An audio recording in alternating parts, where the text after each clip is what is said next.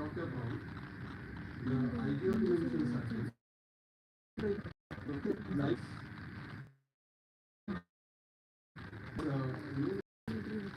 so after spending yesterday whole day with the people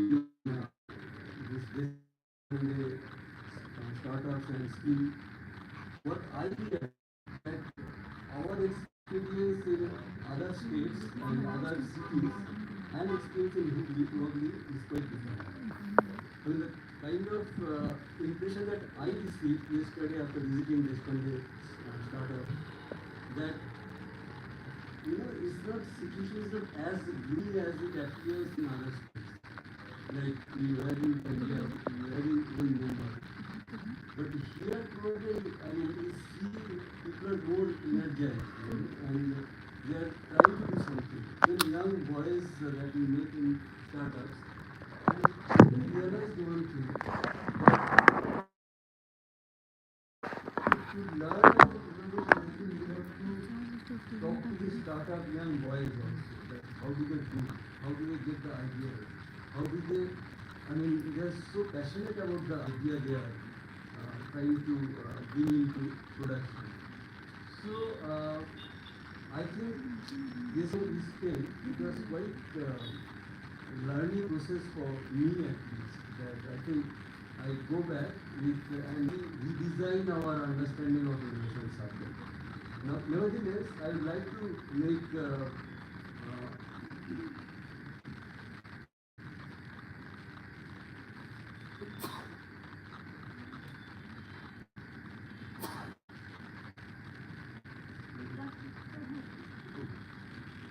so.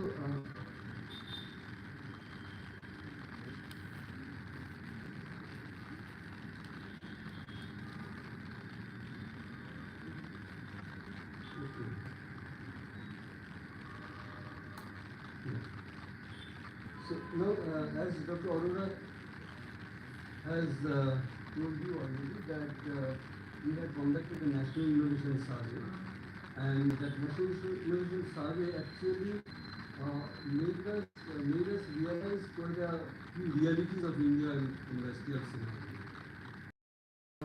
The first one is that what the finding from the national innovation survey is that technological innovation is not the norm. That's not the practice. It is very rare and exceptional. I mean, it's not there in the industrial culture. And I let me tell you, after again, I would like to repeat. After I spent the day yesterday with respondents, startup, I think there are exceptions, of course. Okay. But this is the general picture. Innovation is new to the enterprise type, which is very important to understand the innovation dynamics. So one is that I am doing something new that is new to me.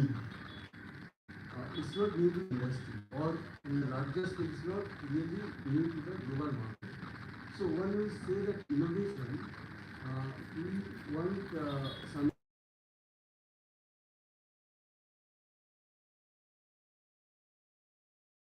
new to the enterprise. So basically, I'm doing something which others are. There are industrial units living in the price competition. They have to be reoriented towards technology competition. So that is what we realize. That what is needed, that basically, although there is this distinction is also there.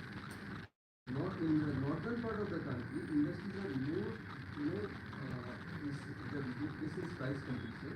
It's slightly bigger in southern part of the country. There is some kind of, like technology thoughts which is missing in general, missing northern part of the country. Overall, the picture is that the basic dynamics is price competition. It's not technological competition. But technological innovation means we have to get into technological competition kind of a dynamic. Dr. Arora has already mentioned this is a very alarming scenario. There is a disconnect between innovation support system and the production system.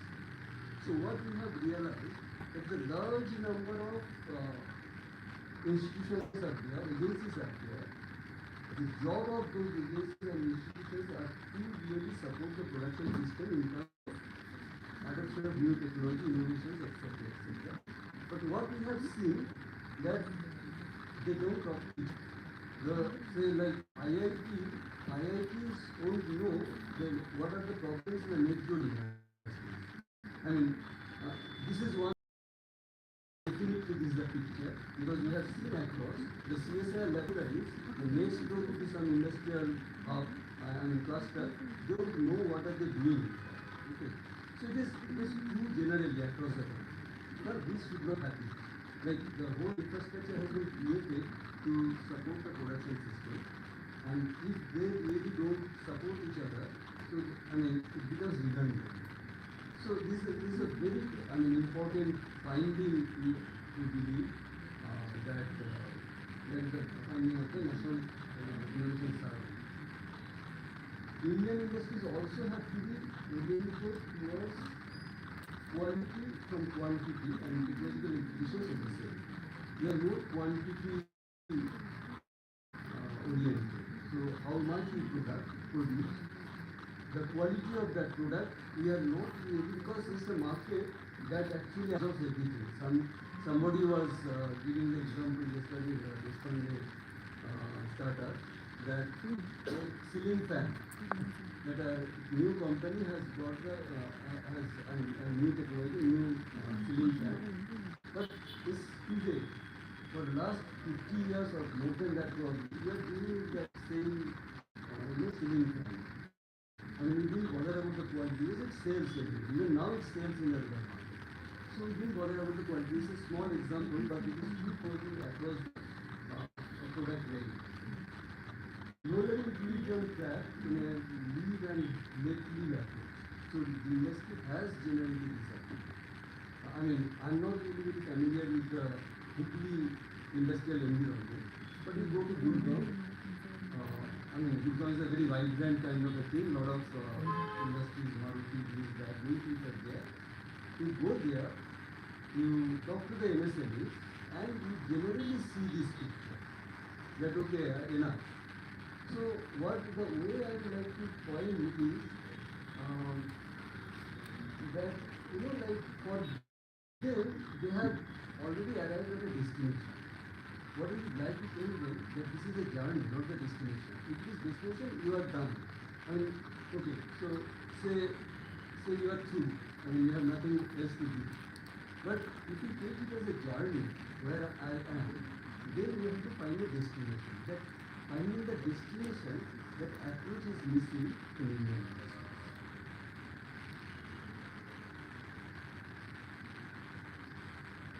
This we know why innovation, but I am just reiterating that if we want to remain at the receiving end of the global economy, we don't have to be innovative. But it is other way around. If I do not innovate, the globe is actually innovative, every country. And the global market will come at my doorstep. So as it is happening that we are at the mercy of Chinese products. Like it or not, whatever we buy in the market, and in many cases we do not know even that we are buying Chinese products. Okay, it has Indian brand names, but actually we are buying Chinese products. So if we do not innovate, we become the global market comes at my doorstep, and we are at the receiving end. And if you aspire to have our footprint in the global supply chain, you have to be innovative. The most important thing is that are we exploring our potential as innovators? I'll detail upon it a little later, but this is important that actually we do not know about our potential, okay, and we don't explore our potential. So that's the same thing that journey and destination are actually confusing in it. And are we doing enough to explore our potential? No. And we'll see that not only that we are not capital get wasting our potential. In India, probably one nation, one country that can afford to, waste our potential. It's a massive wastage. So, what is needed to become innovation active? So, what we say that we make a distinction between being innovation active and innovation inactive. So, what we have to do for becoming innovation active? The fundamental changes to be required. That from price competition, you have to be technology competition. So, I give you one example here. That like we started manufacturing passenger car in 1948. Hindustan Motors from Calcutta factory, and till Maruti disrupted everything, this was the leading company. How they were surviving in the market? That okay. There is no competition. They have been given the price bill. They sell at that price, and there is no compulsion for developing the technology. 1952 was the Toyota first passenger car came into the market. 1952, 4 years after Hindustan Motors. And by 1971, Toyota company was giving the government. How? Because lately the Japanese government body, the instruction was that you will be given license to manufacture passenger car if and only if you become technology leader by 3 years, within 3 years. Go anywhere, borrow any technology, go from wherever you want, but 3 years time you have to be the leader in technology. And that is how Toyota became market leader by 1970. There is no such thing for Hindustan Motors. What literally became premier company.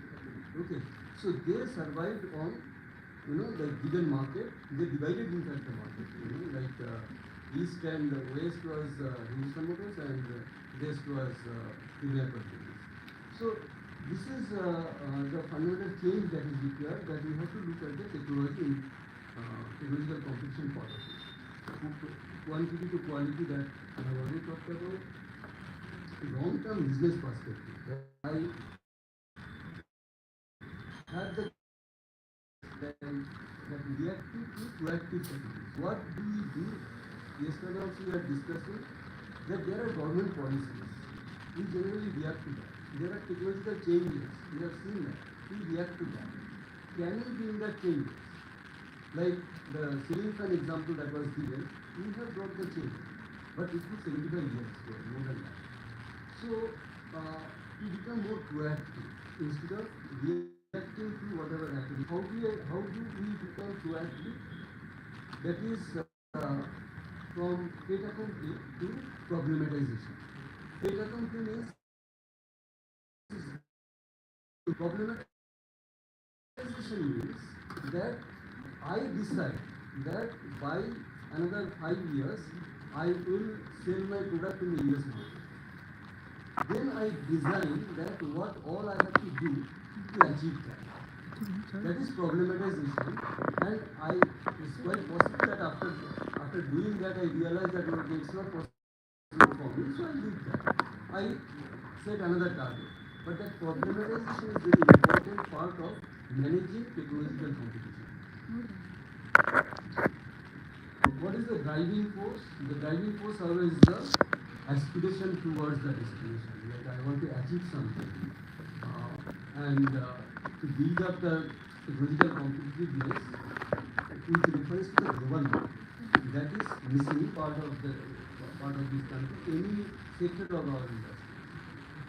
Yesterday we came across some young boy who has designed that sound system, which is headphone, which he says, he claims, and we are so thrilled hearing that. He claims that it is better than Bose. Bose could not achieve what he has. So this is what it is. It is the Bible. next important thing is that new knowledge and ideas are the source of growth for economy as well as for the enterprise. Now, like there is a, like if you look at the development of this understanding, that it is new knowledge and ideas that is the growth of economy, and there is a Nobel laureate economist. He did his finding that actually it is the human resources engaged in knowledge generation that defines the capability, technological capability of economy. We can actually translate it for the enterprises. Like human resources in your company, how many of them are actually engaged in generation of new knowledge and ideas that will actually define and define the strength of your technological innovation capability. How innovation active you are, and now how do you generate this knowledge and ideas? So this is actually exploring talent. What we would like to formulate today is that, like what is the source of knowledge and ideas? There is a saying in Japanese that say that when you have hired two hands, you have got a day free. So the workers that are working in your company, you didn't have their brain, but actually they have a brain. And as you know, the brain is the best gift of the world. And we are so foolish that we can ignore it. Japanese industries could go ahead defeating the European industries at that time with this feature. So what did they do? They institutionalized the system called Kaizen. Many of you will be knowing that. What is that? Disagreement. A worker who is working in your organization, he is in disagreement with you. So don't chuck him out. Value that disagreement and allow him to prove or disprove that whether he is right or wrong. So that is what, using the brain. And last month, March, 27th March, another Nobel laureate economist who passed away, Daniel Kahneman, he says that you are a loser when you are sitting with the people who think alike. So you are a loser if you are sitting with the people who are think alike, because all of you will be having same kind of information, same kind of knowledge. You will be sharing the same thing. Go and engage yourself with the people who disagree with you. So it is disagreement that gives you access to unity. So,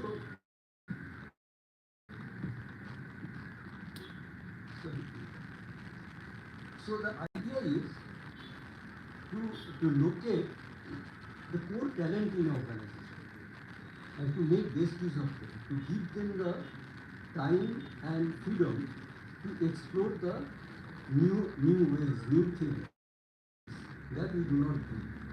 So, like, like there will be a sweeper in your enterprise, and we generally think that he's a sweeper. I mean, he's born with the, lizard tail. And actually you are disregarding the God. Probably, if you allow him to use his brain, he will tell you how best way and how least cost way for his inhabitant.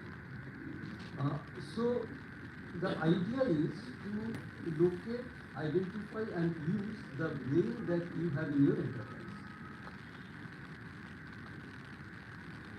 So human resource can be used for routine activities.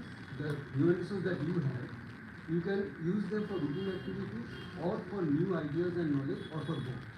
In fact, you can use them for both. Like you can have a session of gossip, just gossip, that will be, I mean, the central point of that gossip would be, say, innovation, new technologies, new possibilities. Like I already mentioned that Daniel Kahneman, he says that our brain does what? Like it's a human tendency that we love to keep our brain in comfort, not to make use of it as long as possible. Until and unless we are competent, we don't allow our brain to be used. So what happens that price competition is an easier way to survive. Technological competition is slightly difficult. We have to use our brain, and we try to avoid it as long as possible. And it's not you and I. What Kahneman says that it is actually human tendency. So yesterday somebody was talking about that book. That book is actually that makes my brain active. And somehow or other, within our enterprise, I have to make like compel my brain to work. But other, because its natural tendency is not to work. So what we are proposing that to cultivate new ideas and new knowledge in your enterprise, you have to make the brain available active, work, and that is what the concept of innovation circle. That innovation circle is something that proposes to make use of the available talent in your organization. Innovation support system and the production system, they interact with each other very closely, very actively. What we have seen in our country, that actually they don't interact. So it is not really difficult to understand that why we are not innovation active. So what happens in the national system of innovation, that the more and more interaction with the agencies makes the country, makes the innovation innovative. Similar thing we are suggesting that within the enterprise also, like different talent pools, different human resources that are working in your enterprise, if you allow them to interact more and more on everything, on every problem that you are facing, that will make the possible new knowledge and ideas generation. So that is what we are talking when we are saying that innovation circle. Actually, that is national system of innovation is the parallel of that or replica of that within the enterprise. So we can call it enterprise system of innovation. What makes this enterprise system of innovation active is the practice of innovation circle, that is allowing your own people to interact among themselves on the issues that are facing, the target that you are having, the destination that you are having. So a nation becomes innovation active with close interactions among the production system, R&D system, education system, innovation support system, and government policymaking bodies. That makes the nation innovative. What we are saying that innovation circle is the same that is that works in the enterprises. So similarly, an enterprise becomes innovation active through close interactions among the talent pool available within in different divisions, departments, groups. Let's call it enterprise system of innovation. Activity in this process to forming community of close and continuous interaction is called innovation circle. So in a nutshell, what actually we are proposing after this long introduction, that to inculcate a culture of innovation, we have to allow our workers and workers of all kinds to interact among themselves. They have to have that time, they have to have that space to interact among themselves on different issues related to get to the growth of the company, growth of the enterprise, which means basically, since growth comes through knowledge and ideas and innovation, which basically means innovation. So one important principle of such interactions for effective cultivation of knowledge and ideas is accommodation and collaboration of disagreement. I said it earlier. So one important aspect of this interaction has to be as much as disagreement we can accommodate. Until and unless we learn to do that, we cannot become innovation. How does IC look like? In the innovation circle look like? What is being proposed is a circle. It's a circle. So a hierarchical structure is ruled out by definition. So it's a circle. No straitjacket, no same size fit all grand management formula. It is all about creating space for new ideas, new knowledge and new innovation. I personally, I don't have any much love lost for management kind of thing. Because I think that the very word, the practice of management, I'm sorry, I'm not really saying that the management is not needed. I'm talking about the, the noise about the scientific approach, management approach, etc., etc. That actually, demean human creativity. I try to manage people. By managing people, I try to manage their two hands. If I try to manage their brain, that will be selfish. So I have to allow them to become creative. How they become creative? By not managing them. If I know that my brain is being managed, I am being dictated to do what to be done, then the creativity suffers. So I have to, the innovation circle, the idea is to encourage the creativity in human mind. So we are not talking about very design management structure, etc., etc. It's a circle where people sit down, discuss, and then comes out with the problem, and also probably comes out with the solution. The interaction can begin at any point of the circle. That has to be the guiding principle of the culture of the innovation circle. Innovation circle is a way of cultivating, cultivating brains, encouraging creativity for identification and solution of the problem towards competitive advantage. So, this will be a task of the innovation circle. That task actually is underlying task. I'm not dictating that, like Mr. Swan, so this is your task and go and, resolve this. So that's not the idea. Idea is that they will come up. That will encourage them to come up.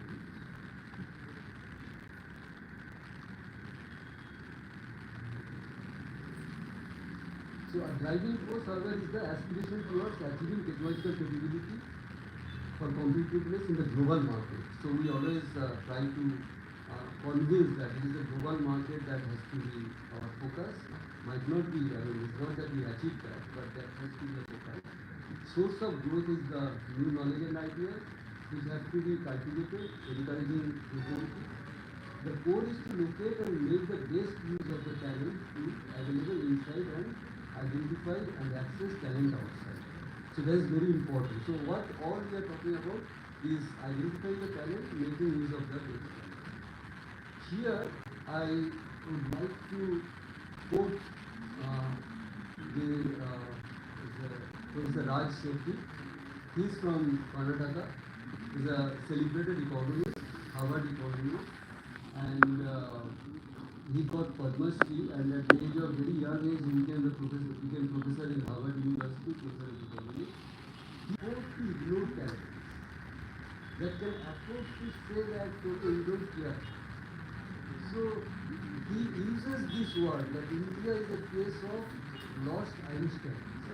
We do not know the boys, young boys and girls who we have seen in this kind of startups. We do not, they will be what, about 10, 12, 15, but we do not know that 15 lakhs or 15 crores young minds are there who will not get any opportunity, will never be able to, prove their talent. That is their problem. What is our problem? That we are actually wasting this mine of talent. So this is, I think, is the core lesson that we take away from today's discussion. So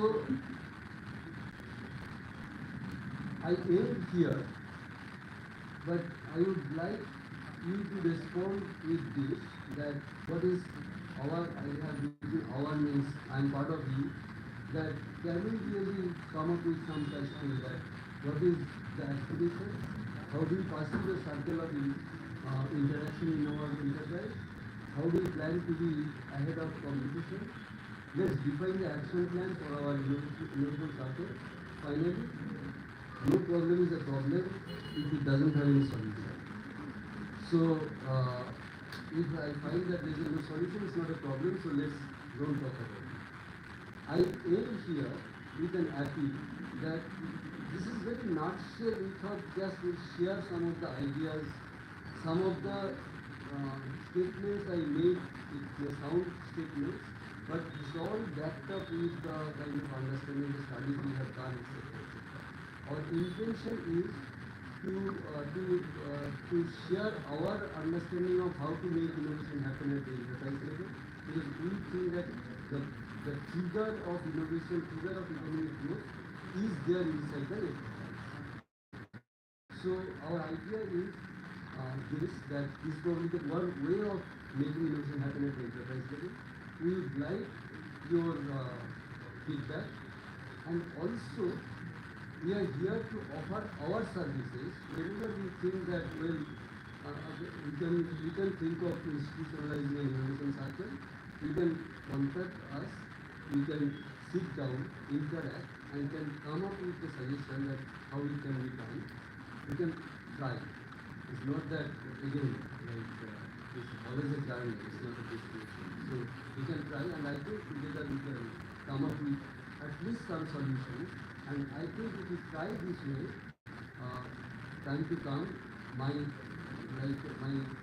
favorite thing is that someday probably we'll see that we can defeat China, and we can actually sell our product in Chinese market. So that probably is my goal.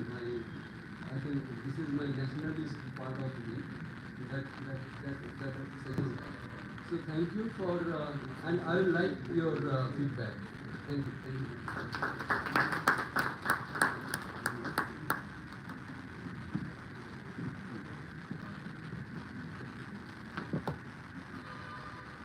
Thank you, Professor Nath.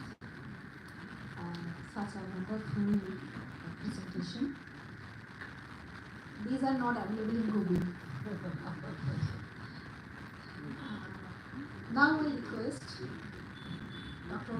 Praveen Arora, Advisor, Department of Science and Technology, to elaborate on the insight of innovation sector. Sir, please come.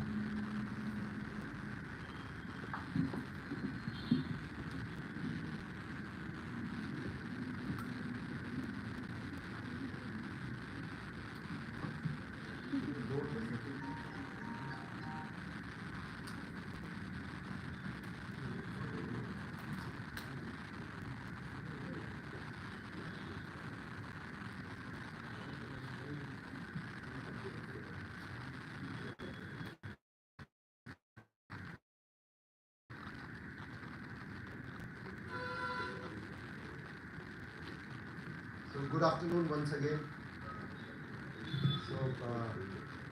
So let me begin from where Professor Pradosh has left, and he has put me in the circle. So I thought, let me check if you are awake enough to be part of this circle, so and take you inside the circle to have a glimpse of it, so that you can make your own innovation circle, at whenever you feel, or whenever you feel like, consulting us or looking at us. Of course, we are there. So let you realize first what is the innovation circle or your enterprise innovation circle is, so he, before ending, he put very interesting, you know, questions. I hope many of you must have taken a note of it or taken a PPT, because you won't get, as Akashi was telling in a Google, of course, Google is also co-evolving and learning from us. When we started, there was nothing like on IC, I call it innovation circle, and we see now there is some kind of a dialogue or a two-line definition which is emerging, and then the source, it is written as some mind tool or something like that. So because when we circulate, like I passed on through Gmail, my PPTs, Pradosh is passing. So, and many times we are talking not for just 10 minutes, but 1 hour at length, and several times during our this process journey of evolution of this innovation sector. So I believe there is AI, behind us as well, which goes and feedback, and that's how. And you will see in a time to come, there is some concept being floated similar or somewhat, on the same line. So that's how the Google itself is also evolving, as we are evolving, and as you will, by the time I believe that you also will have your own innovation circle to talk about and cherish about your aspirations or dreams. That's what innovation circle can help you in achieving or realizing your dreams. So if you are dreaming, you are aspiring, then obviously you are in an innovation circle. So that's the very basic philosophy, that what innovation circle is. And first of all, you should have a dream or an aspiration. So that is nothing but your goal. And what is your goal is whether you would like to reach to the national market with your product, with your services, or a global market, or remain stagnant, in the local market. But then that is not a goal at all.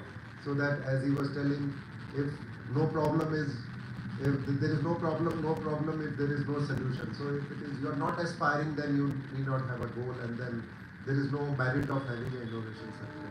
So innovation circle comes into foreplay when you start asserting, when you start thinking, and when you start aiming at higher growth, taking higher momentum, your enterprise. So this, with this concept, this is what we have outlined, some kind of our frame of what we call innovation circle.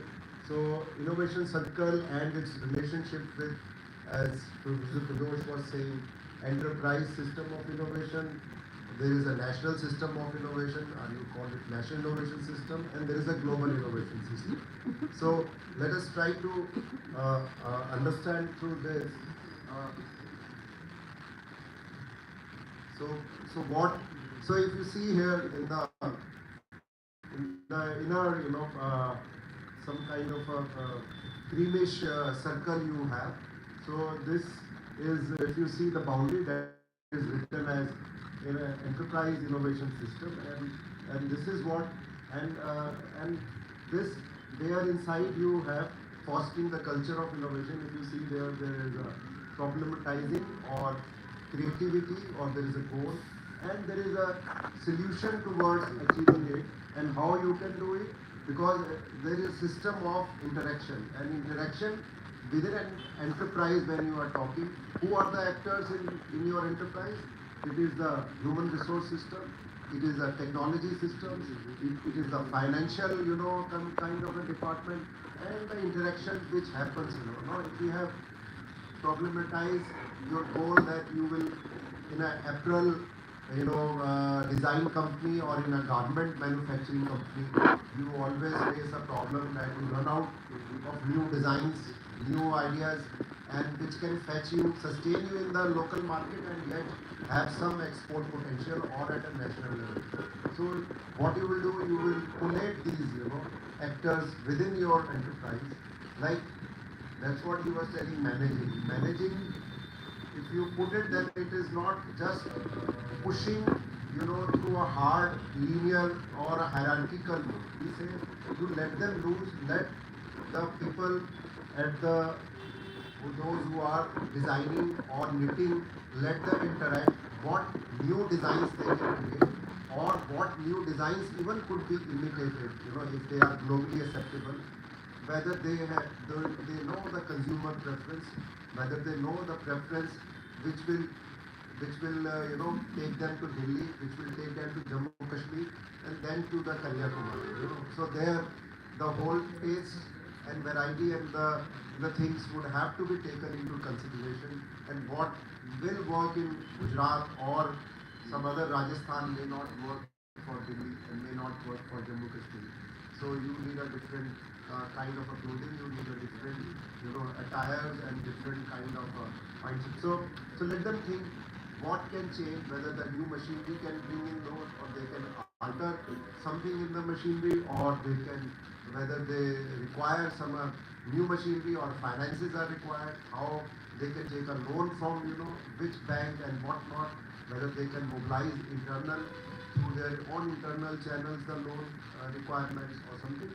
So they need to work on this, and whether they could be the sole distributor supplier, or they could be part of some supply chain. So all those things which goes on in an enterprise, and to make it dynamic, to make it relevant, to make it, so that will be your innovation sector. And if you are not thinking you are happy, so probably your innovation circle is again as ineffective or as you are, or it is as stale, something like that. So what we presume that each organization, each enterprise has an innovation circle. The idea is to make it active, So how to activate it? So what are the other elements when you talk of this? You interact same way at the national level. Who are the actors? Actors are government. Actors are public research labs. What we are talking that it could be CSIR, it could be DRDO. Today morning we were having an example. So I not name the name of the gentleman. I think probably he's sitting. Then he was telling that they are installing bio toilets in the railway. In the railways and the this thing. So the technology is coming from DRDO. So they are interacting with the national innovation system actors. So whether technology, and they are looking at the local needs and requirements. What kind of requirement we have? We don't want to optimize the use of water, as well as also optimize on wastage issues. So is there any technology which can overcome? Probably that's the technology he's studying, and that is he's finding it quite successful. All our stakeholders are happy. So that's the way it will work from enterprise level to the national innovation system level. So what our survey was telling was at the national innovation system actors. So these should interact continuously, be the government, be the financial sector, and also the society also. Because whatever you do also, if it aggravates the society, if it is not commensurate with the societal needs or societal kind of a balance when you talk of climate change, so you may create pollutions, you may create something else which is not good for the healthy life or a living. So obviously the society will then disrupt your working or functioning. So you have to innovate to see that you balance out the societal needs and also the societal aspirations or their demands as well. You subserve that. So that's how there is a national system of innovation. So yesterday a lot of reference was given because we visited to Deshpande Center of Startups and also skilling. But what we were also came to an understanding that nowadays with the India gaining importance through the startups, now we are known third in the rank of startups. And startups are nothing but disruptors of the change, in the whole technology space. So I forgot to mention there it could be interactions with the startup as well. So enterprise can create new ideas. First is bringing those own internal resources in terms of manpower, in terms of finance, in terms of production unit. So let them sit, interact, and devise a way out, mechanism. So they can either also take into account to interact with the startups, and they can also give them a challenge to the startups to come out with news. So you can always have to engage. Now, what was happening is nobody is engaging with this. Neither X knows Y, neither the Y knows X. So assimilation, the combo or the hybridization of this will give you some fruit. And it is what the human species also get evolved. The male and the female, populate, and then only the new birth happens. So it is, if you remain on a solo mode, so nothing will happen. So the same thing, enterprises also have to interact, have to find out the mutual synergy, and something new will happen. So you can always bring it. So when you come to the national system, now your goal is to reach the frontier. As China is reaching you, now how you can reach China is through interaction with the global innovation system. So there, your enterprise or national system has to interact with the global and try to assimilate synergy with them, try to see what are the processes, what are the challenges, whether IP issues or other environmental issues or other certification issues required to see that your product sells. There is a chain in between EIS, MIS, and the GIS. So now I think I need not elaborate much, but to show you that this is the National Innovation System interactions in an ecosystem. So when we talk of National Innovation System, it is nothing but those actors and their interactions and set of mechanisms and policies. So all these will then enable you, like production system will access to the global market, it will R&D educational, you will collaborate, technology support system will enable, if you interact, you will accessing the technology, government policies and financial institutions will help for government level interactions, diplomatic changes. So this is how this will go on. So same way, innovation circle accessing resources and knowledge from NIS. As I told you how we can interact at the enterprise level, global, domestic, local. So this is what, including the skilling of the trained manpower. So you can connect to Skill India initiative, you can connect to the Deshpande Skill Institute, or you can hire from there already the skilled professional from such organizations for your upgradation. So these are the interactions which will happen when you go forward on the innovation trajectory or a higher growth path. So I thought it's wise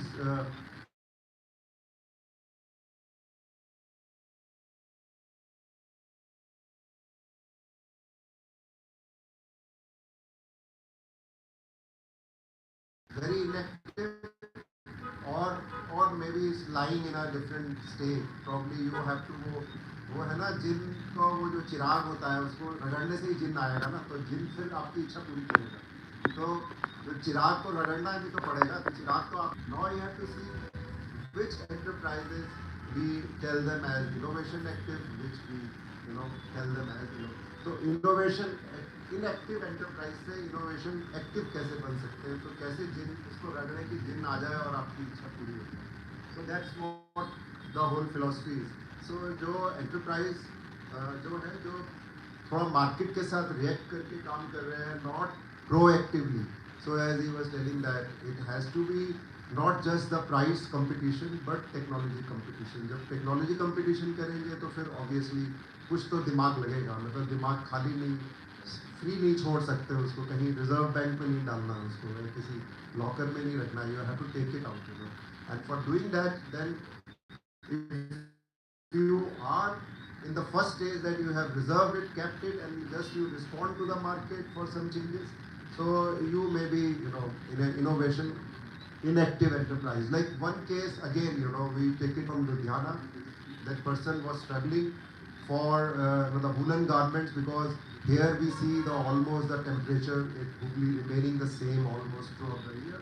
But if you go to the north, especially Delhi and higher and above altitude, even from the Uttar Pradesh and above. So you have an intense summer, you have an intense winter as well. So in the winter we use those woolen cardigans and other things. So idea is after 2 years, those cardigans have a different shapes and design. You must have seen in the Hollywood our movies, especially the Rishi Kapoor was famous for wearing those cardigans with different designs. In a film he will wear 35 kind of woolen cardigans with different designs, and that's all.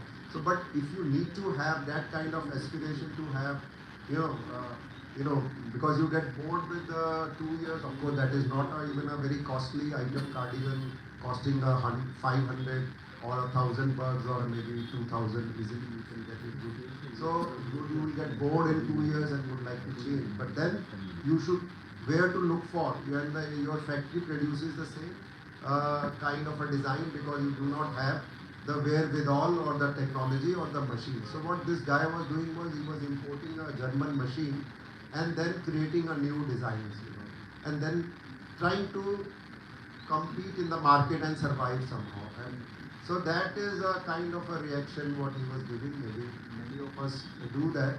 So that is a knee-jerk reaction, and then he then he quits, and then he says that for 2 years now this machine new design will work, and then he calls some engineer or something to change and modify it if possible, and then go for a new alters and other things.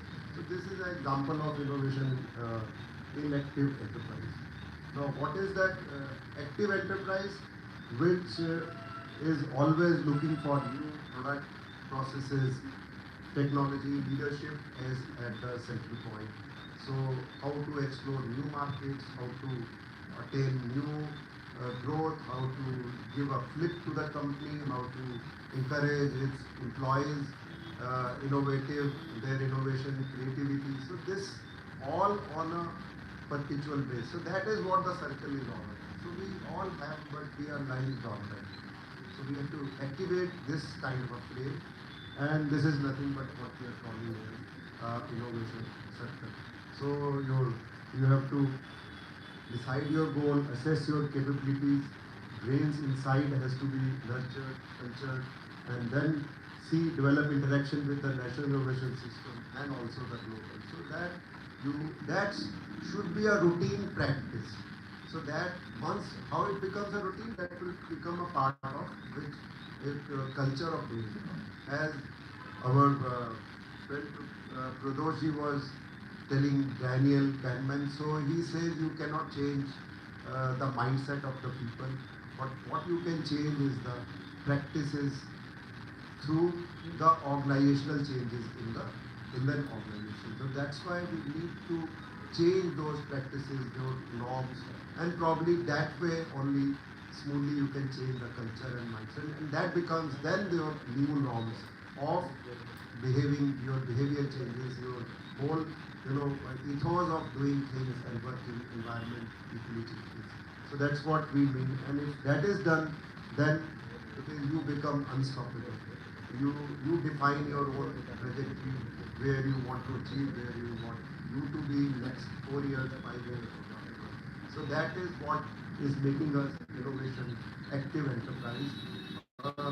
Small example which came up during Pune, which I recollect, was one of you all are using this water bottle, here, and this filter water bottle. But there is a Aquafina company which brings out a similar, their brand of water, and then they realized that how they can capture a larger share of the market. Now, what they did, they created another brand, which is what is that called? That violet color. Belly. Belly. There is a belly. So belly. But you may think that there are two different, companies, but actually the same company, and they divided, into two brands, same water bottle, same plant, only the sticker gets changed. So it also fetches a market, it also fetches. So that's how they could make a distinction just with the coloring change. So that is what the slight tweaking of it, they could expand their market share, and their profits and their outreach and other things. So little bit trick, little bit sense, prevailed, and they could multiply in a many ways. So that's what the very trickiest, very you have to apply and think, how to even sometimes the marketing branding itself can change the whole complexion of your game and take you to that height. So that's the where the innovation active enterprises is. So how this is innovation active enterprise? So there is always a continuous internal process of actions and interactions when formalized. When formalized. So if it is continuously happening now, it has become a part of your routine, behavior, so it becomes a culture. Then it means you need not have to worry because it will keep happening. So that is what we are telling as innovation sector. So now the questions, where we left with the questions. So again, few questions you can take, camera screenshot of it. So we will come back and debate in a short time as we go along. So idea is that do you consider yourself innovation active or otherwise? So we would like to hear from you and who all are involved in this action pursuit. Whether happened occasionally or regularly, continuously, but then how you engage. Whether or it is a top-down push, or it is a bottoms-up, or it is engaging all the employees. Do you put them into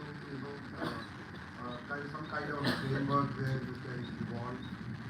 And how did you plan your action? So that's what it is. So we would just here and then, though you are very successful, they may having different approaches. We are not denying that this is the way, this is the best approach, but then this is the way which can sustain you for a longer period. So and then you become unstoppable. How to become unstoppable and sustainable, more resilient, more resistant is this kind of approach. And of course there are knee-jerk reactions which also work at times, but then as we are told, but then that will distinguish you from innovation, active or inactive kind of thing. So yeah, with these words, so thank you so much once again for your patient hearing. So may I call upon Dr. Akashi to take us further on this journey.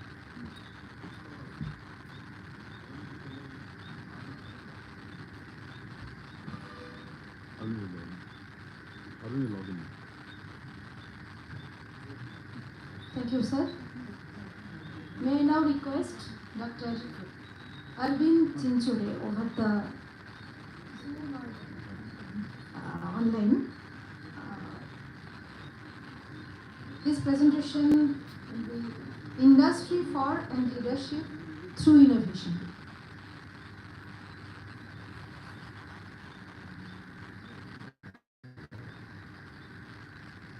I think it's a problem.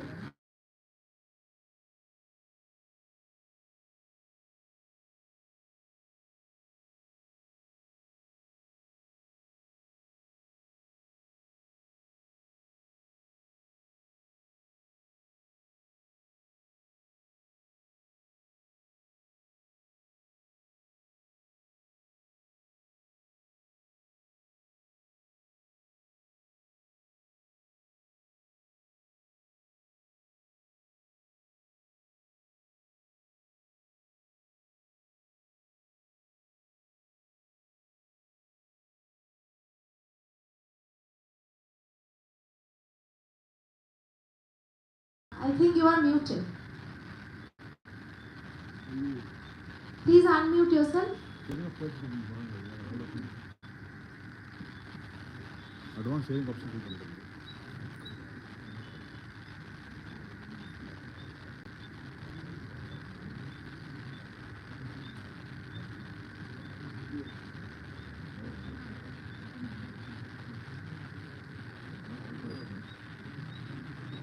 Yes.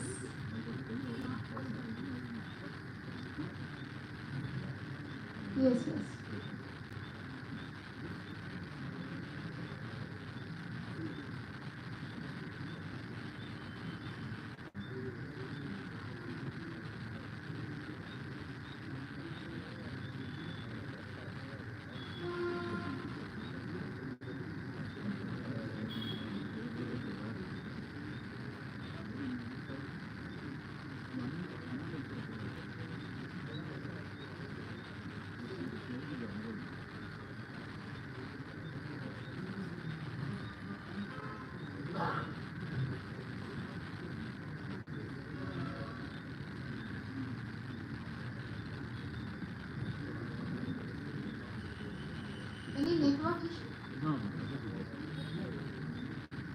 I think he'll come online.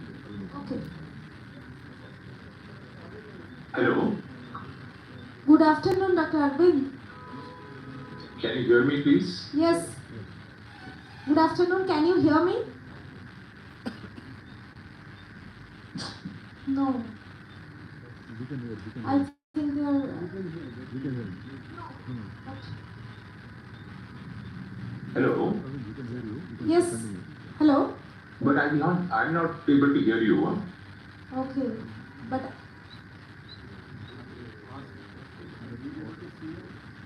Audio?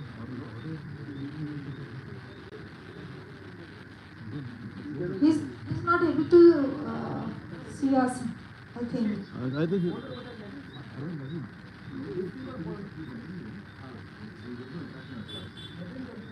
Yes, yes. Let him continue. Yeah. Okay.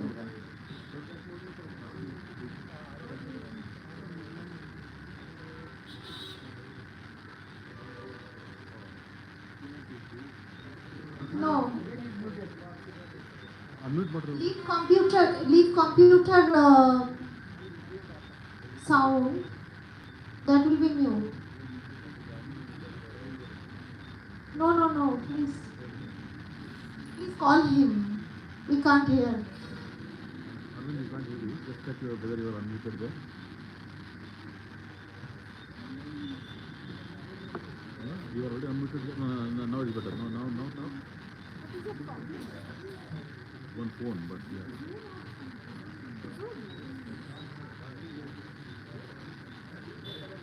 I think you are.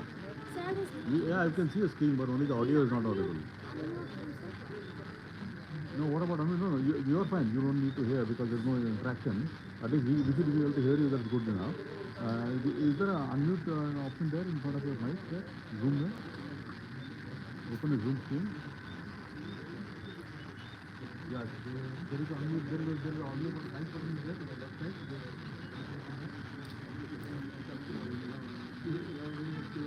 The bottom left. Bottom left corner. There is a microphone.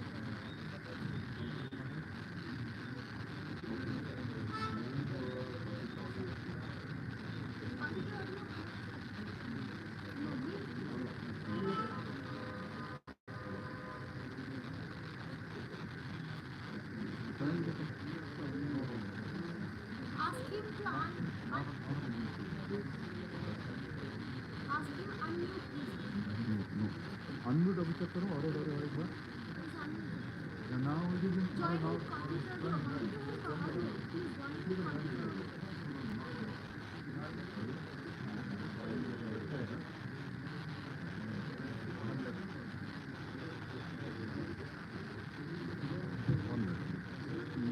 open his screen.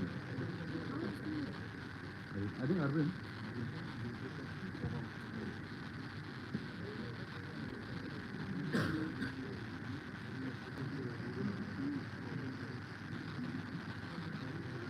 Or should I leave meeting and join once again? Let me do that. Oh, okay. Okay. Thank you.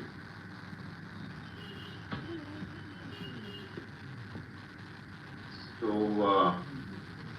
ಎಲ್ಲರಿಗೂ ನಮಸ್ಕಾರ. I know there is a difficulty in the technology, but I'm sure we should be able to handle this. Shashi, in case you are not able to see me, just call me on the mobile.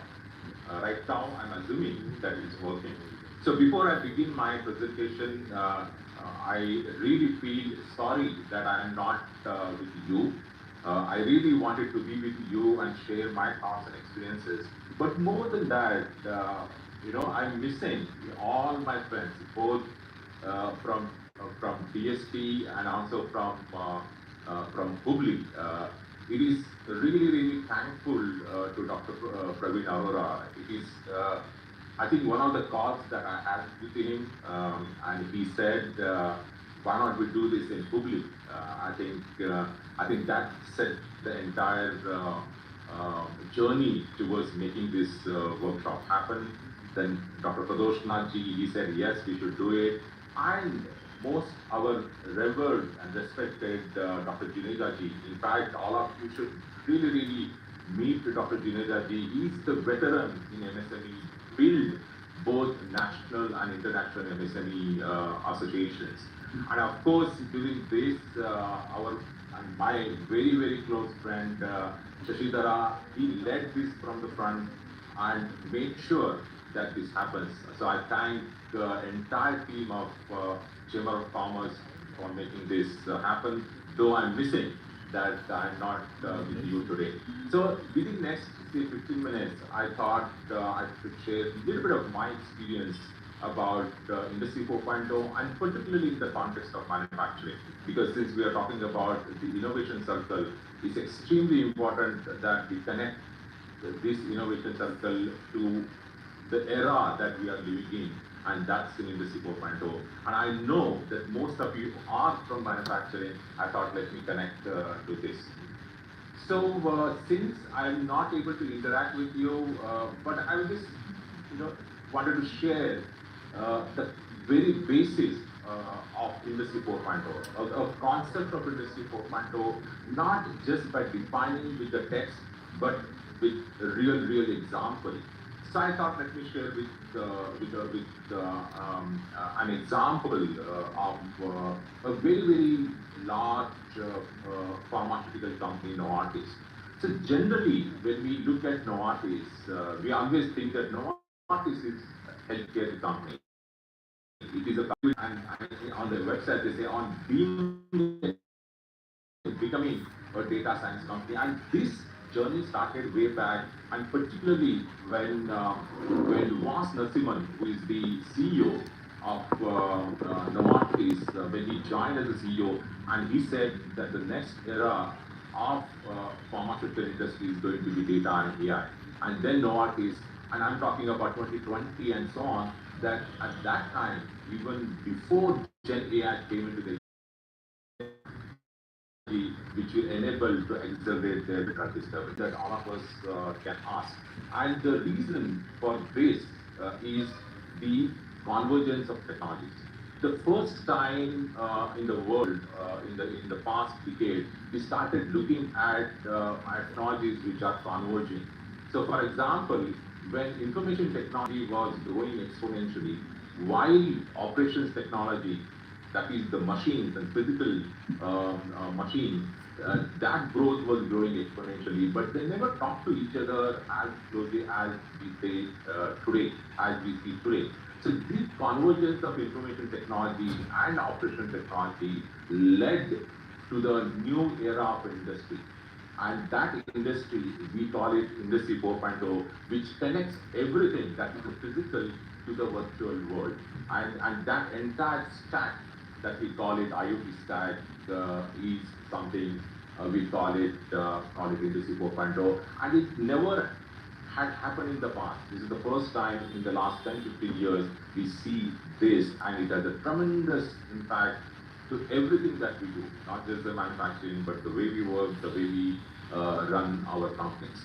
So therefore, what we say in the fourth industrial revolution that we are living today is called cyber physical systems. Cyber is virtual, physical is our operations. When they come together, that forms a new system, and that new system enables the whole new industrial revolution. And one of the key factors of this fourth industrial revolution is Internet of Things.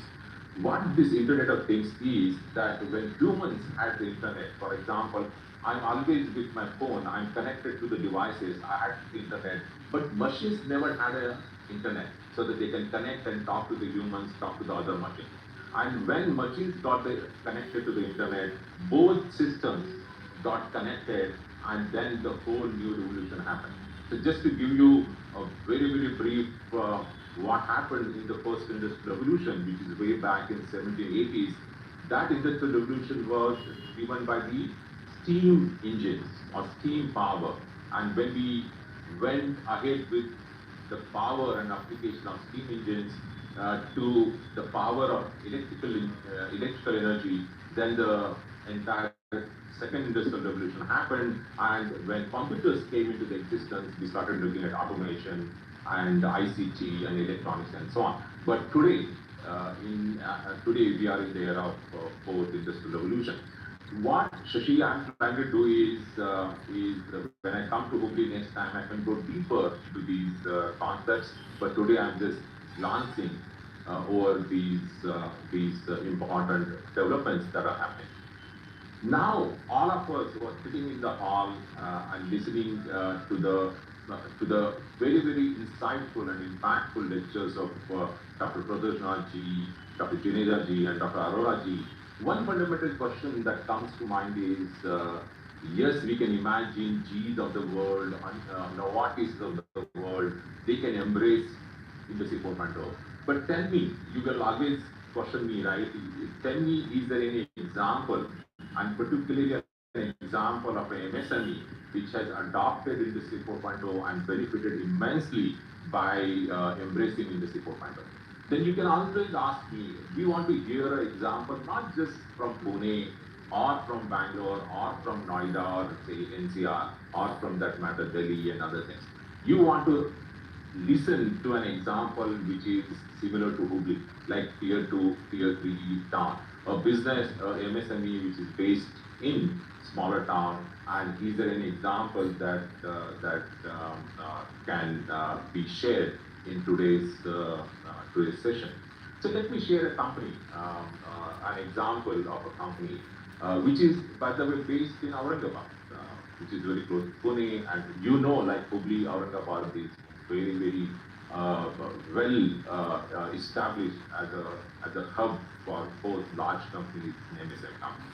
So this is the company which started in 2001, 120 people, part of the team, and they are into the machine tools, and they supply their solutions and to both Indian companies and global companies, and 15% is an export.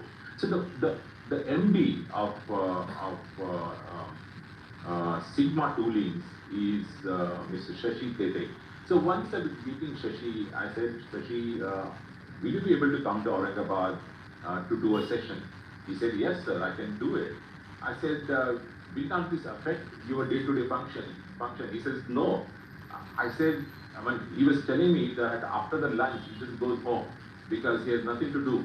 Just imagine an MSME, an owner of a MSME says that after lunch, I just go home and do many other things, not just look at the company. And that created a lot of curiosity with me. And then he wanted me to write a foreword for his booklet, and then went deeply into what he has been able to bring and has been able to do for his company. So people look at MSME, even for that matter, large companies. So we had challenges, right from sales to manufacturing to delivery to finance.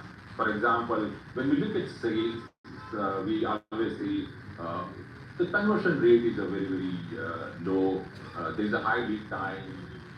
Then if I come to design, it takes 5 to 8 hours preparing a design. And then when I look at inventory, there are issues with the inventory, accurate reconciliations and availability, and particularly diverse materials and so on. When I look at manufacturing, then process and scheduling complexities, changes in delivery schedule. Suddenly client says something else, we change. And for that matter, there is a dispatch and finance.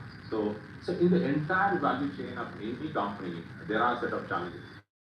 And particularly, these are the challenges which smaller companies face often.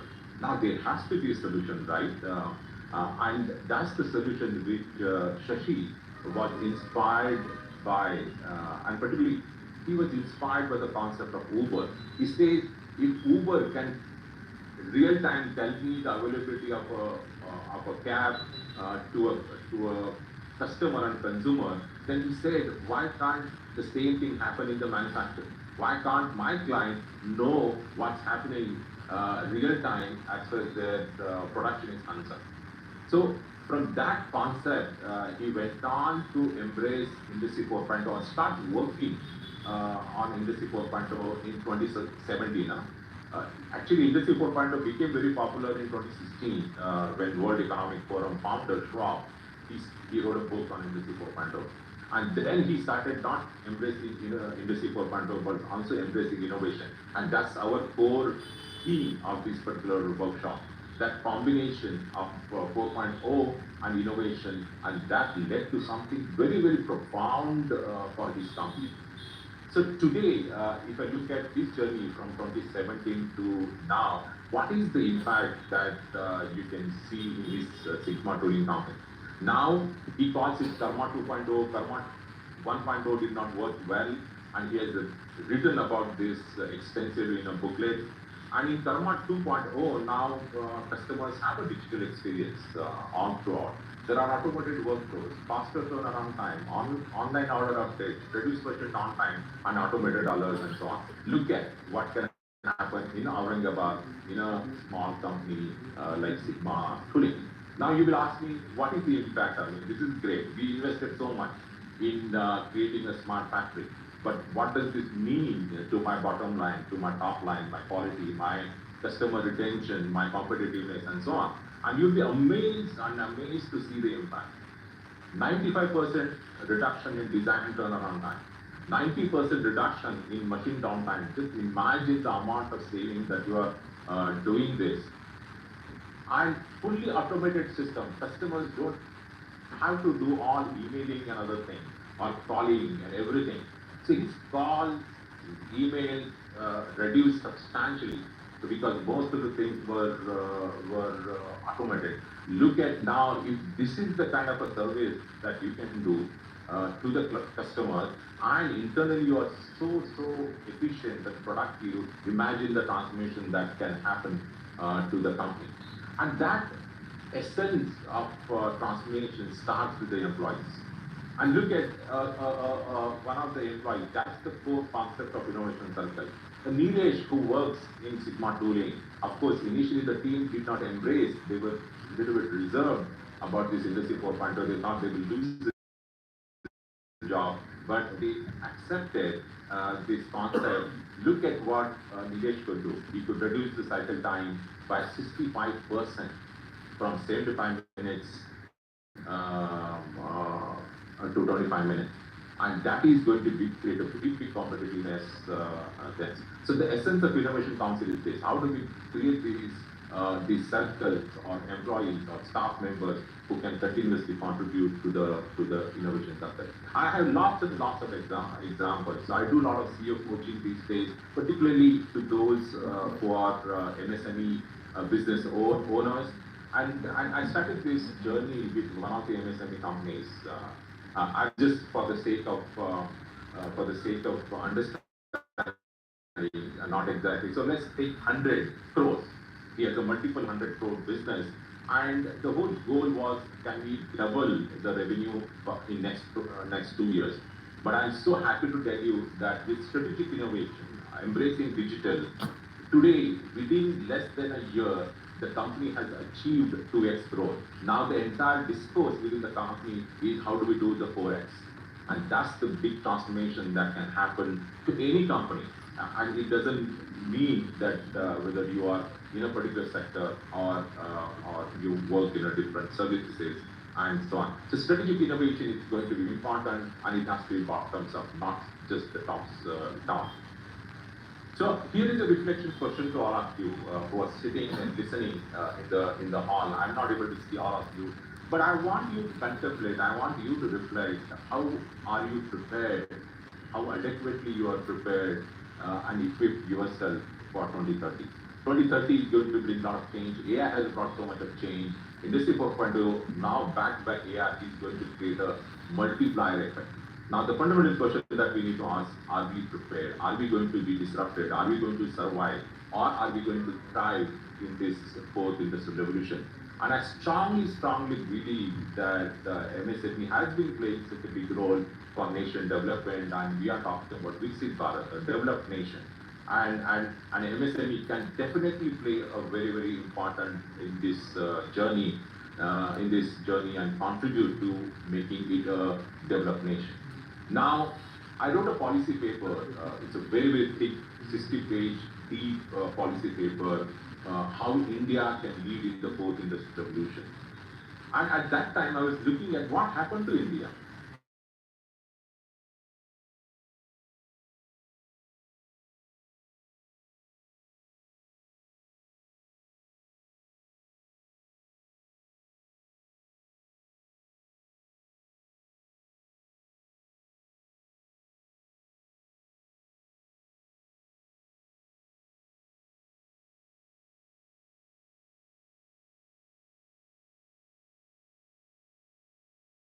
fortunate that we were under Britishers, so our economy further went down. So unfortunately, national economy of any country is related to how actively they were part of industrial revolution. So first industrial revolution, we were denied to be part of the industry.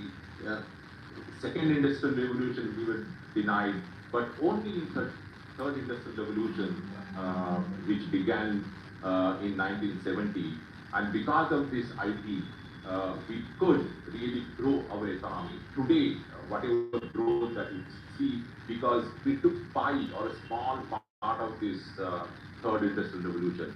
But I strongly believe, this is my conviction, that in the fourth industrial revolution, which began around 2013, India actually can lead and grow exponentially. Now, the whole concept of 2047, we should become a developed nation. And to become a developed nation, I think we need to embrace 4.0. We need to lead fourth industrial revolution. And also, we need to conceive the fifth industrial revolution. And that should happen from India. For our people, for our society, for our environment and so on. But if we succeed in India, we can also contribute to the world. And I have a conviction that entrepreneurs who are sitting and listening will be able to make that happen. It's a never ever opportunity of a century, and we need to embrace that. And that's where I thought I would share quickly, because I was given 15 minutes, and I should share this case study, speak a little bit about Industry 4.0 and talk about India and role of Industry 4.0 and our role as an industry. So once again, thank you, Shashidhara, thank you, Chamber of Commerce, and I'm really missing Dr. Arora ji, Juneja ji, Dr. Goswami, and Pradosh Nath ji. I'm sure you will have immense valuable workshop. Thank you very much.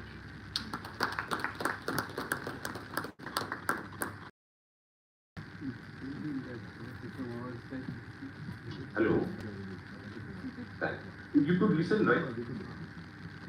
Thank you, Dr. Aravind, from ourselves. It was wonderful seeing your presentation.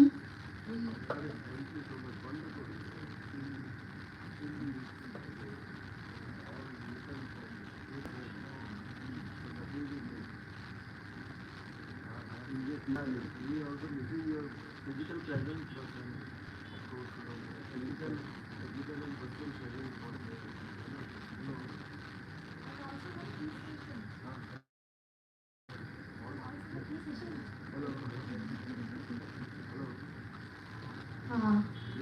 I think network issue. Will reduce our cost. So a lot of us have already been doing that kind of exercise in their own industry, maybe without realizing it, but we have always been doing it. So it would be great if some of you would like to come here and talk about these experiments that you might have done and you might have found success. We don't want to know your trade secrets. It's not, we don't want you to tell us how you reduce the cost, but if you can tell us how you did it, a few of the things, it will just motivate others, I guess.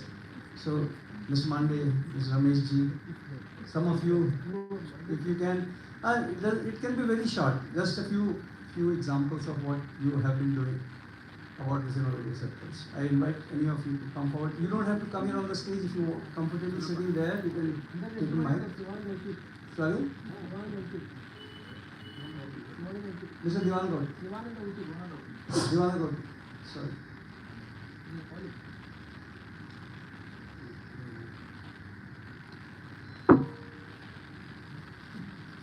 Please, you can be comfortable there if you want to. If you want to come here, please come here. Please come here.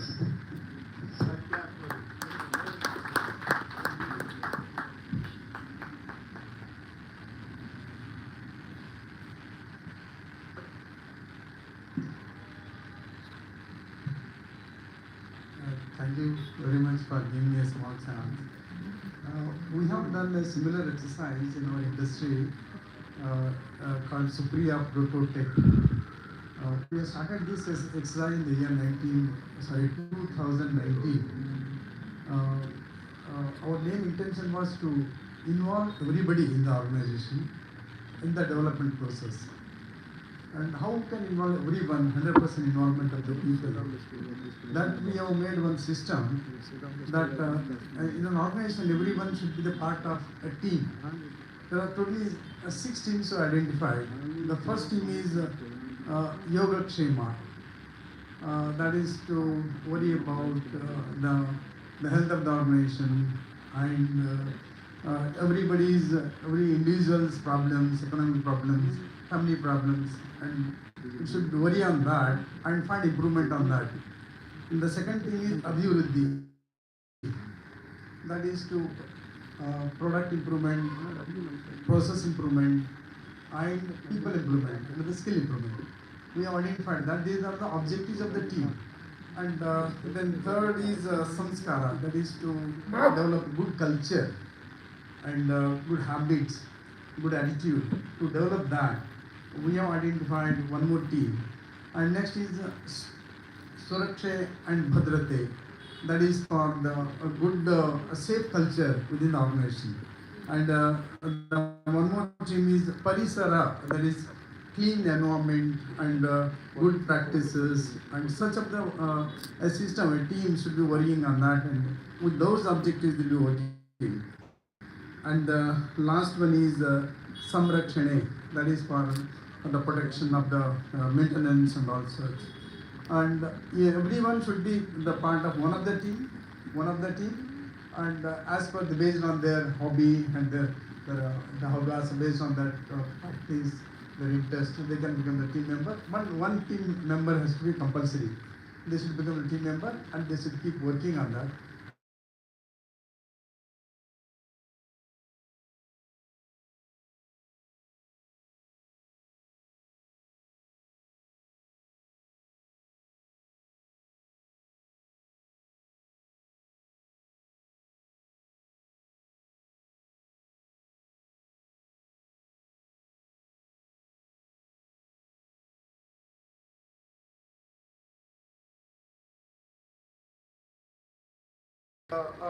They discuss on that and they take the task what is to be done.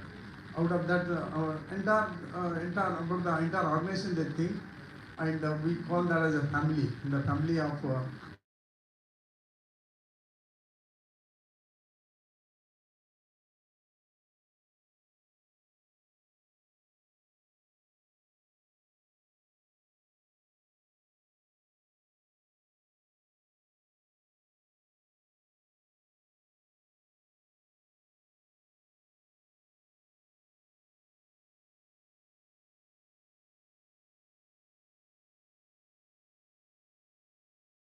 we are all working for a common good. That is to keep in our mind. That is, my work and your work is not different. We are not competing each other. We are all doing the common purpose, common assembly. And growth is the orientation. In that respect, we have an objectives. They meet every day, 100% involvement, and every day it is a fixed time. And there is also the strategies of fixed. What is the first? What is second? What is third? And how to complete. And monthly and quarterly and annually and all that, it is a network is made, and such of the innovation work we are doing it, and it is all connected.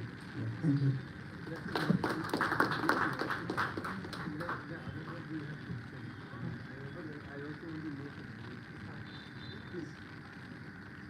It's very interesting. What you have said is one way what we were trying to convey. And how do you think that it worked? I mean, you think that it gave you positive result? Positive result. What are the indications that indicators that it is? Yes. Each one has a mentor, and one more is we find it and self-motivation, and without competition we work together. That is what we find, that is the mentality is changed. Every 1:30 they meet, they come to a place, and they are all the members fixed. What day is that? That day they are members of it. They come there and discuss, and finally they say prayer and go, and start with the prayer and end with the prayer and go. And we find that it is systematic and it is self-driven. And they keep and the objectives are fixed. It is not just simply the chat. The objectives are fixed and they think on that, and they make a record also, and take the task and complete the task, and task as a measurement and objectives, and that's how they keep on doing it. It's all well established and system driven. Mr. Shwanan, I think I would also like to know if there has been an impact on your top line or the bottom line because of this particular activity that you are doing. Do you feel that it has helped your top line or bottom line?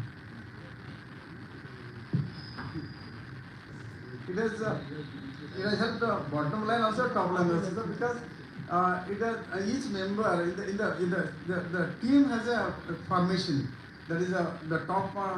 Each team has a top management also, and executive management also, and workers also.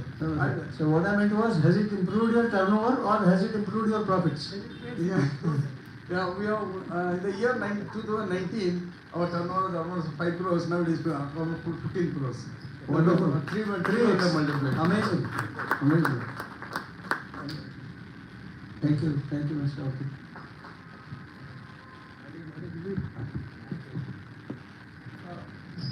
Please do come, sir. Mr. Sudhir Mande.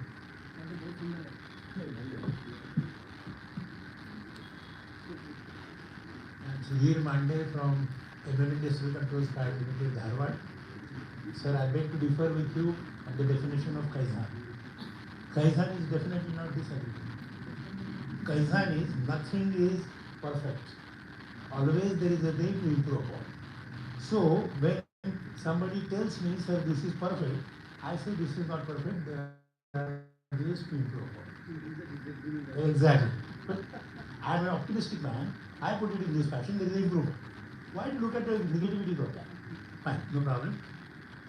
See, now there are lot many people over here. Unless and until they are successful, they are not sitting over here. And in my definition, because I started my career in a cow shed, I'm very proud about it. And today I got 25,000 square meters with a area. This is how this happens. There are no magic points. Unless and until there is an innovation every day happening in industry cannot survive, sir. It cannot survive. Everybody, you agree with me? Quite possible we have not jotted down. I have done this. Yesterday I was wearing this shirt. Today I am wearing this shirt. That is also innovation. There is improvement. Continuous improvement is called Kaizen. Nothing more than that. Yesterday I was doing A thing in an ABC way. Today I do the same A way in ABCD. I have added the D process to that. So basically this is the thing which I would like to say. Nothing more than that. As I said, if today I may be a little more caustic in my comment, but I must tell you that unless and until you innovate, you cannot sustain. You perish if you don't innovate. You have got a choice. If you innovate, you remain. If you don't innovate, you perish. The choice is yours. So all these people who are sitting over here, they are there in their own way, they are successful because they have innovated. Quite possible they have not jotted down the thing, whatever the innovations they have done. But unless and until they would have been innovating, that would not be possible. That is one all. Second thing was, if there are any agencies, government agencies, who can educate us about that innovative solution providers. What are those innovations? Can you align industry with them? There has to be some government agency which tells us these are the innovative ideas. Can you align industry with them? As you correctly say, now we have an IIT here in Dharwad. Regularly there are interactions between IIT and the industry on maybe different platforms. So do you have any other agency which we can educate us? Because I call it as education.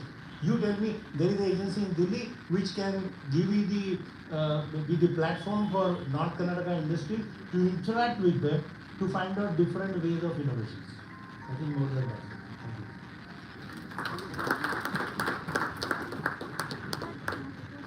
Mande sir, small question. You are asking about comfortable, you can sit. Yeah.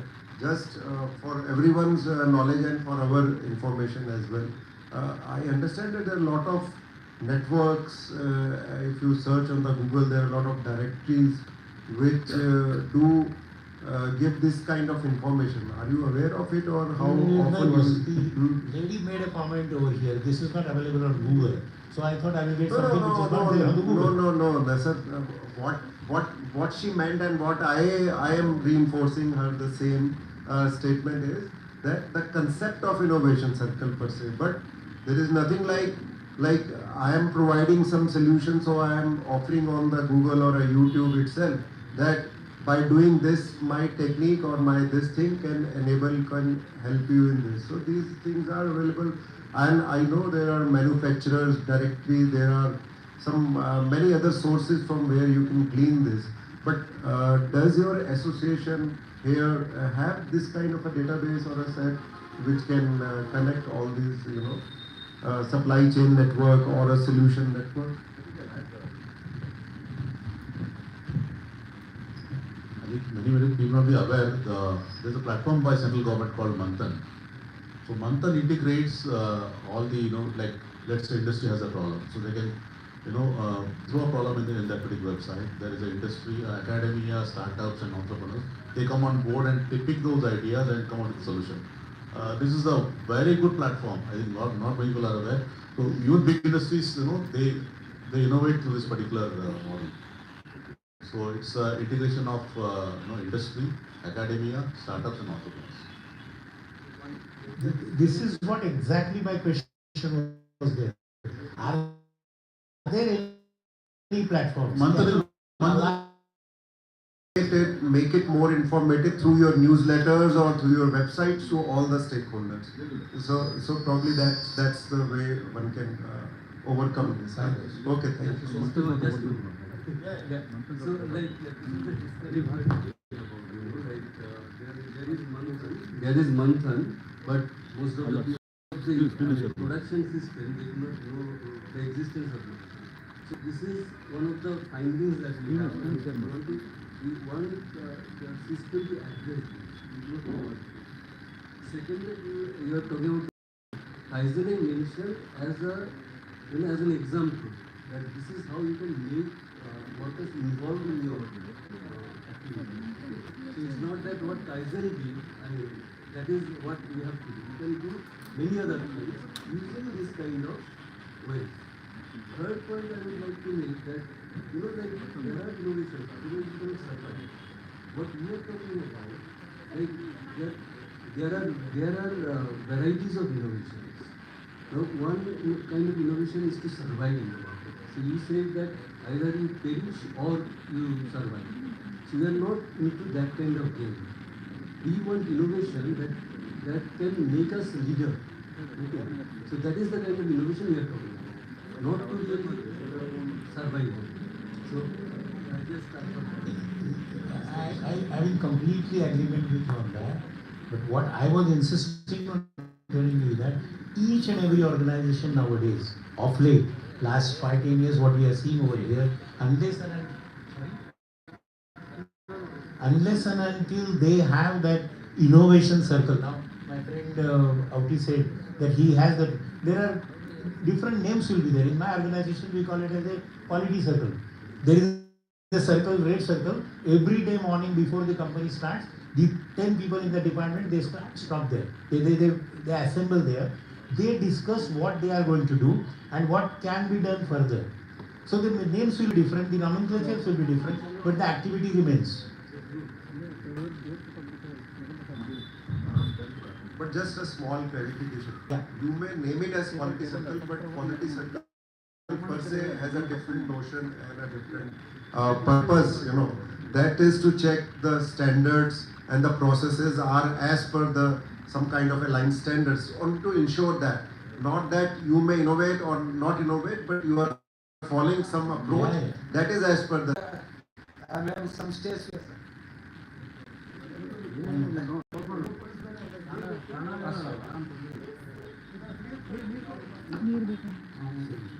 So, yes sir. No.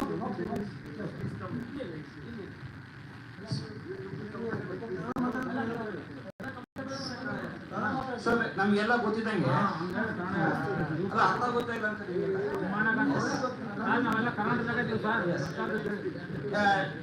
ಈಗ ಏನಾಗ್ತಾ ಇದೆ, ನಮ್ಮ garment industry ಬಳ್ಳಾರಿಯಲ್ಲಿ ಒಂದು ಹತ್ರ ಒಂದು 70,000 ಇಂದ 1 lakh ಜನವರೆಗೆ employment ಕೊಡ್ತಾ ಇದೆ.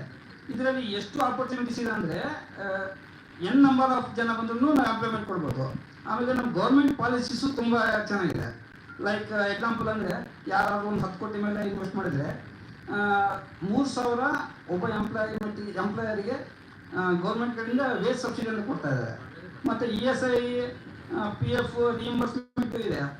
ಸೊ ಯಾರಾದರೂ 10 ಕೋರ್ಸ್ ಮೇಲೆ ಇನ್ವೆಸ್ಟ್ ಮಾಡಿದರೆ ವಿತಿನ್ 1 ಇಯರ್ ಒಳಗೇ ಅವ್ರದ್ದು ಇನ್ವೆಸ್ಟ್ಮೆಂಟ್ ರಿಟರ್ನ್ ಬರೋ ಪಾಸಿಬಿಲಿಟೀಸ್ ಇದೆ. ಸೊ ನಾವು ಬೇರೆ ಪ್ರಾಡಕ್ಟ್ ಮಾಡೋದಕ್ಕಿಂತಲೂ ನಮಗೆ ಟೆಕ್ಸ್ಟೈಲ್ ಏನು ಅಡ್ವಾಂಟೇಜ್ ಆಗುತ್ತಂದರೆ ನಮ್ಗೆ ಡೊಮೆಸ್ಟಿಕ್ ಮಾರ್ಕೆಟೇ ಬೇಕಾದಷ್ಟಿದೆ. ಸೊ ಇದ್ರ ಬಗ್ಗೆ ಎಲ್ಲ ಫೋಕಸ್ ಮಾಡ್ಬೋದು.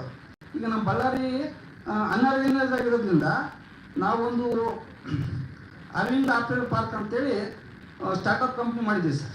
ನಾವೆಲ್ಲ ಏನು ಮಾಡ್ತೀವಿ, ಈಗ ಫಸ್ಟಿಗೆ ಗಾರ್ಮೆಂಟ್ ಏನಾಗುತ್ತೆ, ಒಂದು ಕಡೆ ಸ್ಟಿಚ್ ಆಗುತ್ತೆ, ಒಂದು ಕಡೆ ವಾಶ್ ಆಗುತ್ತೆ, ಒಂದು ಕಡೆ ಕಾರ್ಪೆಟಕ್ಕೆ ಹೋಗುತ್ತೆ, ಹೀಗೆ 9 ಡಿಫ್ರೆಂಟ್ ಪ್ಲೇಸಲ್ಲಿ ಹೋಗುತ್ತೆ.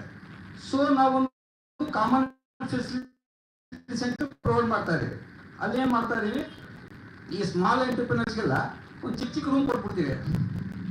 ನಮ್ಮದು ಕಾನ್ಸೆಪ್ಟ್ ಏನಂದರೆ, ಒಂದು 100 ಮೈಕ್ರೋ ಎಂಟರ್ಪ್ರಿನರ್ಸ್ ಸೇರಿ ಒಂದು ಕಾರ್ಪೊರೇಟ್ ಕಂಪ್ನಿ ಮಾಡೋದು, ಅವ್ರಿಗೆ ಶೇರ್ಸ್ ಕೊಡ್ತಾರೆ. ಅವಾಗ ಏನಾಗುತ್ತೆ, ಅವರು ಈ ಗ್ಲೋಬಲ್ ಲೆವೆಲಲ್ಲಿ ಕಾಂಪೀಟ್ ಮಾಡ್ಲಿಕ್ಕೆ ಆಗುತ್ತೆ. ಆಮೇಲೆ ಅವ್ರ ಕ್ವಾಲಿಟಿನೂ ಇಂಪ್ರೂವ್ ಆಗುತ್ತೆ, ಆಮೇಲೆ ಅವ್ರ ಲೈಫ್ ಸ್ಟೈಲು ಇಂಕ್ರೀಸ್ ಆಗುತ್ತೆ. ನಮ್ಮದು ಇನ್ನೊಂದು ಏನು ಮಾಡ್ತಾ ಇದೀವಿ ಅಲ್ಲಿ, clusters of India under one room. ಈಗ ಏನಾಗ್ತಾ ಇದೆ, ತಿರುಪುರಲ್ಲಿ ಒಂದು ಐಟಮ್ ಆಗ್ತಾ ಇರ್ತದೆ, ಬಳ್ಳಾರಿಯಲ್ಲಿ ಒಂದು ಬರ್ತಾ ಇರ್ತದೆ. ಅಲ್ಲಿ ಎಲ್ಲ ಕ್ಲಸ್ಟರ್ ಒಂದು ಕಡೆ ಮಾಡೋದ್ರಿಂದ ಏನಾಗುತ್ತೆ, ಈ ಬೈಯರ್ಸ್ ಇರ್ತಾರಲ್ಲ ಎಲ್ಲ ಒಂದೇ ಕಡೆ ಸಿಕ್ಬಿಡ್ತದೆ. MSME ಮೇನ್ ಪ್ರಾಬ್ಲಮ್ ಅಂದರೆ ಮಾರ್ಕೆಟಿಂಗ್. ಸೊ ನಮ್ದಲ್ಲಿ ಏನಾಗ್ತಾ ಇದೆ, ಈಗ ಹುಬ್ಳಿಯಿಂದ ಬಳ್ಳಾರಿ ಬರ್ತೀರಾ, ಒಂದು ಅಲ್ಲಿ ಹೋಗ್ಬೇಕು, ಮತ್ತು ಸೀರೆ ಅಂದರೆ ಬೇರೆ ಪ್ಲೇಸ್ ಹೋಗ್ಬೇಕು, ಮತ್ತು ಟಿ ಶರ್ಟ್ ಅಂದರೆ ತಿರುಪುರ ಹೋಗ್ಬೇಕು. ನಾವೇನು ಮಾಡ್ತೀವಿ, cluster to customer. New concept is cluster to customer. ಈಗ ನಾವೇನು ಮಾಡಿ ಎಲ್ಲ ಕ್ಲಸ್ಟರ್ ಅಂತ ಎಲ್ಲ ಹೋಗಿ ಅವೆಲ್ಲ ಕಾಂಟ್ಯಾಕ್ಟ್ ಮಾಡಿ ಅವ್ರಿಗೆ ತಲ್ಲಿಡ್ತೀವಿ. ಸೊ ಒಂದು 3 ಫ್ಲೋರ್ ಅರೌಂಡ್ 200 ಶಾಪ್ಸ್,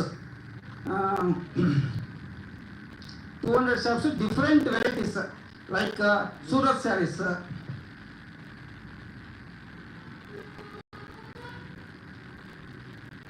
ಈಗ ನಮ್ಮ ಬಳ್ಳಾರಿಯಲ್ಲಿ ಅಲ್ಲಿ ಇರ್ತಾರಲ್ಲ ಕೆಲವು ಚಿಕ್ಕವರೆಲ್ಲ ಏನು ಮಾಡ್ತಾರೆ, ಅವರು ಸೂರತ್ಗೆ ಹೋಗಿ ಮತ್ತೆ ಸ್ಯಾರಿ ಪರ್ಚೇಸ್ ಮಾಡ್ಕೊಂಡ್ಬರ್ತಾರೆ.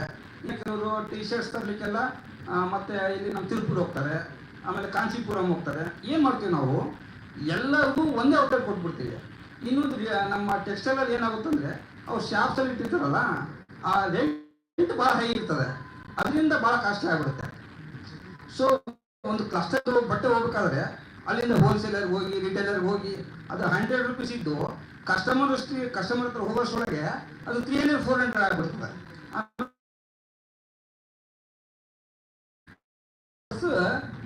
ಒಂದು ಕಾರ್ಪೊರೇಟ್ ಸ್ಟೈಲ್ನಾಗ ಹೋಗ್ಬೇಕು, ನಮ್ಮ company ಸ್ಟೈಪ್ ಮಾಡ್ಬೇಕಂತಿದ್ದೀವಿ. All Thiruvananthapuram or Tirupur, they're all connected with this. So all the people get an access to the market as well as to this. So in that way, even the small manufacturer is in a position to bring down his cost and get the best quality out of it. Am I right, sir? Yes, sir. Yes, sir. So it's a wonderful innovation, sir, what you have done. I think. Congratulations. Aim is to generate entrepreneurs, not giving employment. Correct. So there is huge opportunity for entrepreneurs. Entrepreneurs. Even Basically. we can see about technical textiles. That is the field we are not concentrating. So yes to entrepreneurs, you jaga kotri apparel 200. ಈಗ coming ಬರ್ತಾ ಇದೆ sir, company start ಆಗಿದೆ. ಸದ್ಯ ಎಷ್ಟಿದೆ? ಸದ್ಯ 20 ಜನ ಇದ್ದಾರೆ. 20 ಜನ. ಈ ಕಂಪ್ನಿ ಹೊಸ company. So right now he has got 20 people doing this job and he has got facilities for 200 people. So he is creating entrepreneurs. What he says is, my goal is to create entrepreneurs. This park is, you have created this park. Yes, so we are creating it in 100%. But I mean, what is the government role in it? Sir, government is providing some subsidies. Your person, company, that is the need of the house. Are you able to export? No, sir, we can't even supply to domestic market, sir. Okay. Okay. Yeah. But if I supply to Belgaum, it is rejected, I will sell it in Hubli. That's the main issues. Amazing, sir. Good. Just congratulate you on your entrepreneurship. inviting the Hubli entrepreneurs for this excellence. 11 ಚಾಲು ಮಾಡಲ್ಲ. You want it, sir? I will guide you. You will start. We will make Karnataka a textile hub. ಮಾಡೋಣ sir. Definitely. Thank you so much, sir. So, just can I add something to Please. supplement his, so there is a Niti Aayog report which just came out recently. There is a clipping in the newspaper, just for everyone. So it says how government must simplify mercantile trade processes and establish a single national trade portal for all approvals and compliances in order exports by small players. So what they are suggesting is that the e-commerce platform can be channelized and there should be a single national portal by which the manufacturers or the production units which are far-flung or otherwise, they can get connected to the exports, other destinations. ONDC is one of such. Yeah, ONDC is one such platform. So is this being effectively used or not? Not used? yet. Not yet. Awareness is not coming yet. Yeah, so government is started. So it says in China there is a 200 billion exports. They are Small companies, they do not have the R&D facilities related to process, their small industries. Since I have got vast experience in the educational institution, academic, what I find through these deliberations in the morning, we have seen industrial one, these innovations, and that human resource is available in the academic institutions. Young minds are there in the academic institutions, and they can take up any challenges.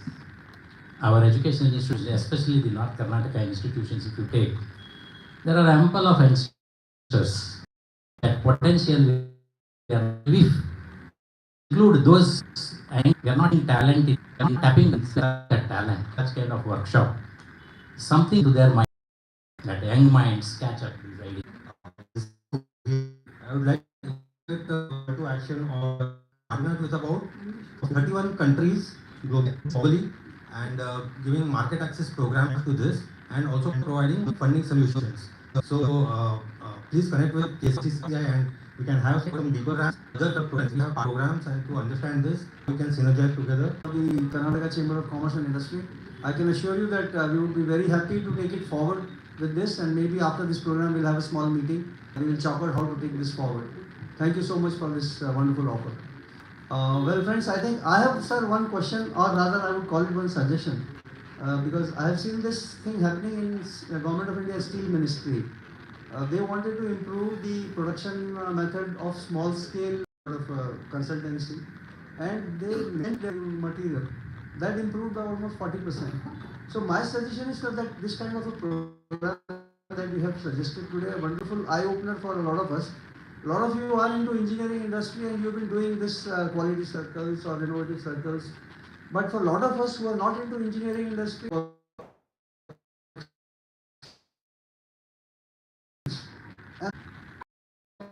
enrollments in the ONDC, something of that kind should be happen. Each chamber is there. Digital, see, but we don't know what is ONDC, not happening.